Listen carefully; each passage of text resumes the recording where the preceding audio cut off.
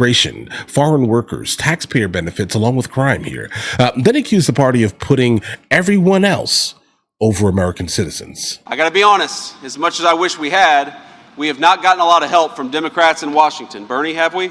No. This is not, unfortunately, JFK or FDR's Democrat Party. Hell, it's not even Bill Clinton's Democrat Party. Right, it's not. This is the party of diversity quotas rather than opportunity for all. DSA. This is the party, the Democrat Party, of graduate students rather than the union and non-union workers who make this facility run. It's sometimes actually hard to understand, like, what do these modern Democrats actually stand for? But look what they say. Pay close attention, and they'll leave these little hints of what they actually care about. Now, El Sayed, this guy running for Senate in Michigan, he once argued, not too long ago, that criticisms of Sharia law were rooted in white supremacy. I'd love to go back in time and tell my papaw that there's a man who claims to stand for working people who says not only should we have Sharia law, but if you criticize it, you're a white supremacist. That's not my papaw's Democrat Party, my friends.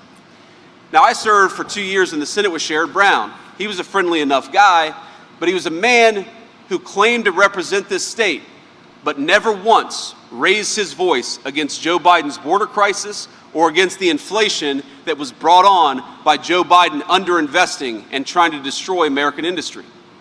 If you look at it, at every step of the way, these Democrats have voted for foreign workers and fraudsters over American citizens and hard-paying taxpayers. Consistently. They have voted for corporations who sent jobs overseas rather than good American businesses who invested in you, invested in your communities, and increased your jobs.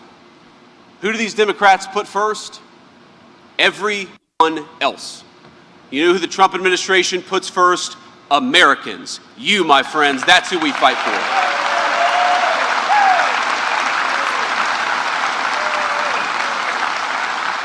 Guys, this is legitimately why there have been so many people running as fast as they possibly can from the Democrat Party. The people who are basically telling you all of these things, specifically coming from the Democrat Party, the modern Democrat Party, if you look at their actual life, oh, we're going to promote socialism and tax the rich, but I'm incredibly rich.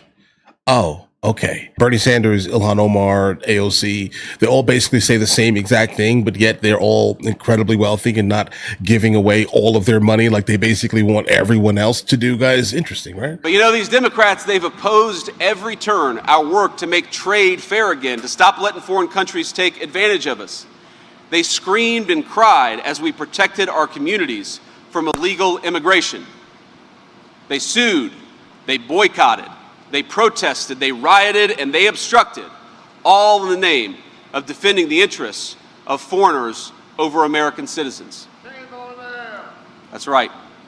Now, some of the stories sound insane.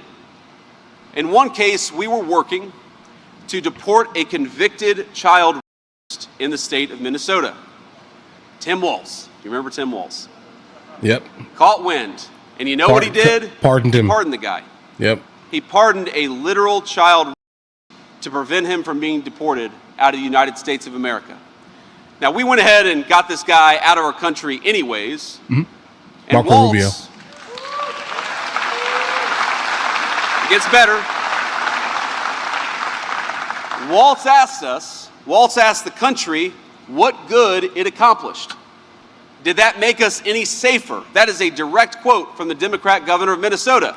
To which I'd say, as the father of 4 young children, 10-year-olds and everybody else can breathe a little bit easier in Minnesota. Yes, Tim, of course it's good to get violent criminals the hell out of the United States of America. Understand, like, if anything was to actually happen, it didn't have to happen because they shouldn't have been here. Ladies and gentlemen, this is what we're up against in November. Whether it's child predators, Somali fraudsters, foreign gang members, or even visa fraudsters who are working to undercut American wages and steal from American taxpayers, the Democrats know who they stand for. It's anyone but you. Think about it.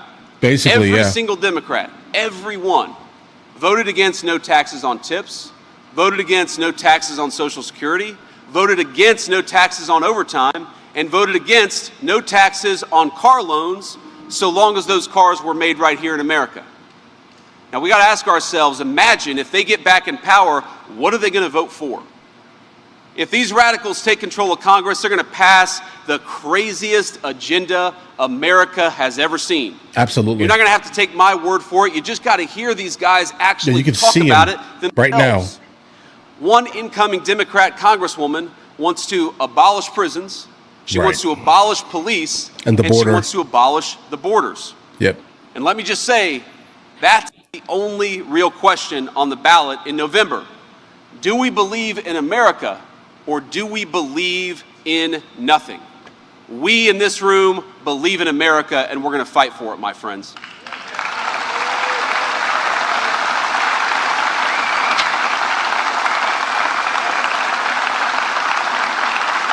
Guys, abolishing the border is crazy, bro.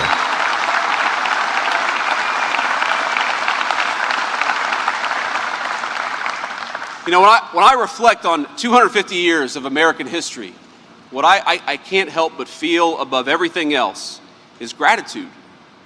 I reflect on this incredible life that I've been able to lead thanks to the generosity of so many of the people in this community, people who are here today, friends and family. My stepmom is here, teachers, people who made it possible for me to live the American dream when everything else was fighting against it.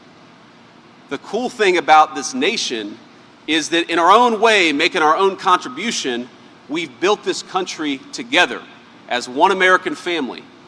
Black and white, rich and poor, whether you've been in this country for 10 seconds or whether your family has been in this country for 10 generations, think about it.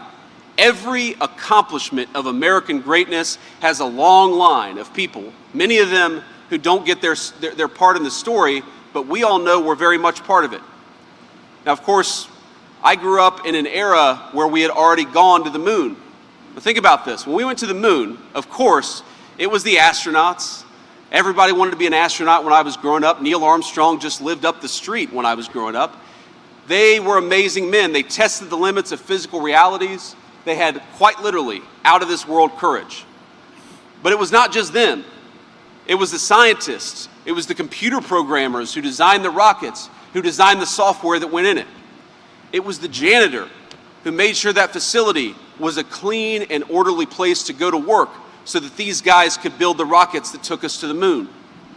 It was men like my papa who worked at steel mills all across America and who built parts and materials that were American strong and good enough to test the limits of interplanetary travel for the first time in human history.